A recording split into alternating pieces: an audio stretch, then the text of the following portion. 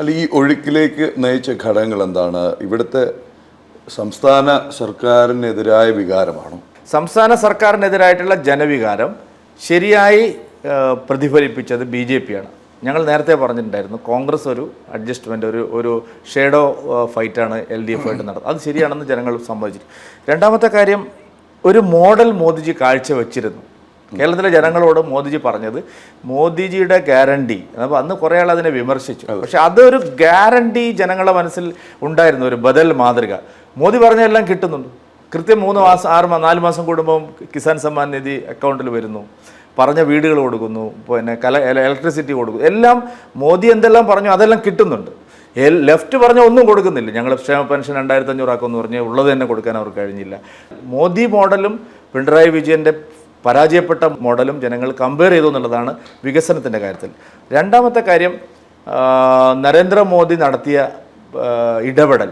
ഉദാഹരണത്തിന് BJP ആളുകൾ പല വിലയിരുത്തലുകൾ നടത്തുന്നുണ്ട്, ഇതെങ്ങനെയാണ് വിജയം ഉണ്ടായെന്നൊക്കെ.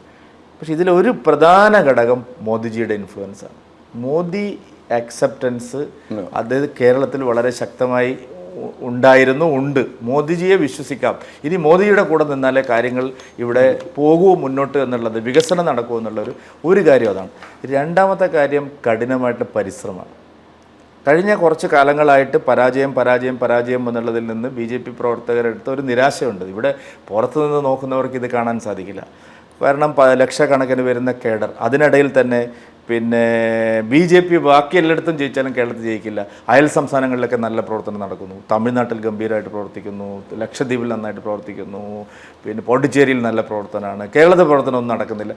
ഇങ്ങനെ ഒരു ഡിമോറലൈസ് ചെയ്യാനുള്ള ശ്രമം ഒരു ഭാഗത്ത്, മറുവശത്ത് ഇത്രയും കേഡർ തോറ്റുള്ള ഒരു വല്ലാത്തൊരു ഇതിൽ നിന്നെല്ലാം പാർട്ടിയെ കരകയറ്റി കൊണ്ടുപോകുന്നതിന് നല്ല ഹോംവർക്ക് പാർട്ടി നടത്തിയിട്ടുണ്ട്.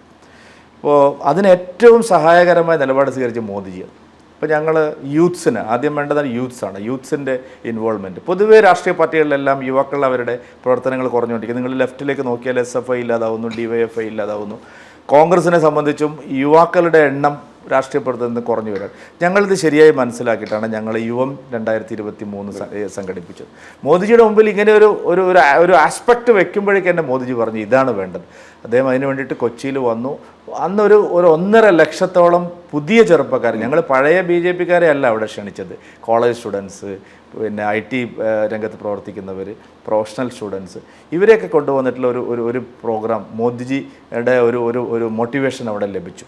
അത് കഴിഞ്ഞ് ഞങ്ങൾ ആലോചിച്ചത് ഒരു മഹിളാ ശക്തി. കാരണം മോദിജിക്ക് ഒരു വലിയ തോതിൽ സ്വീകാര്യത മഹിളകൾക്കിടയിലുണ്ട്.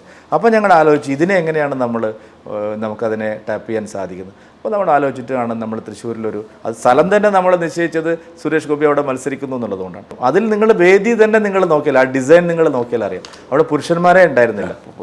അധ്യക്ഷം വഹിക്കുന്ന ആളിരിക്കുന്നു, 1-2 ആൾക്കാർ ഇരിക്കുന്നു ഒഴിച്ചാൽ ആ വേദി അലങ്കരിച്ചിരിക്കുന്നത് മുഴുവൻ കേരളത്തിലെ സ്ത്രീ ഐക്കോണുകളാണ്. അവരെല്ലാം വന്നു. അവരെല്ലാവരുടെയും മുമ്പിൽ 2 ലക്ഷത്തോളം സ്ത്രീകൾ, എത്രയോ ആൾക്കാർ അതിൻ്റെ സമ്മേളനത്തിൽ അധികം വന്നത്. പുരുഷന്മാരെ ഒരാളെ ഞങ്ങൾ ആ വേദി ഗ്രൗണ്ടിൽ പ്രവേശിപ്പിച്ചില്ല. പുരുഷന്മാർക്ക് വേറെ റോഡ് ഷോ ഉണ്ടായിരുന്നു. അപ്പോൾ സ്ത്രീകൾ ഇത്തവണ നിങ്ങൾ നോക്കിയാൽ അറിയാം, ഏത് പാർട്ടിക്ക് കിട്ടുന്നതിനേക്കാളും കൂടുതൽ സ്ത്രീ വോട്ടർമാരുടെ മനസ്സ് BJP.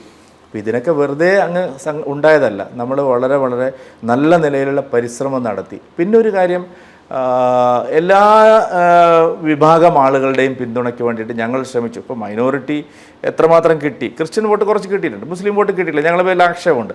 പക്ഷേ ഞങ്ങൾ ഒരു സെക്ഷനെയും അവഗണിച്ചില്ല. ഞങ്ങളുടെ ഔട്ട്റീച്ചിന് വേണ്ടിയിട്ടുള്ള നല്ല ശ്രമങ്ങൾ ഇത്തവണ പല സന്ദർഭങ്ങളിലായിട്ട് വീടുകൾ കയറി പ്രവർത്തകർ പോവുകയും അതിന് വേണ്ടിയിട്ടുള്ള നല്ല പ്രചാരണം നടത്തുകയും ഒരു ജനങ്ങളുമായിട്ടുള്ള ഒരു ഇടപഴകൽ വളരെ സമർത്ഥമായിട്ട് പാർട്ടി കേഡറുകൾ എല്ലായിടത്തും പ്രവർത്തിച്ചു. അതിൻ്റെയൊക്കെ ഒരു ഫലമാണ് ഉണ്ടായിരിക്കുന്നത്.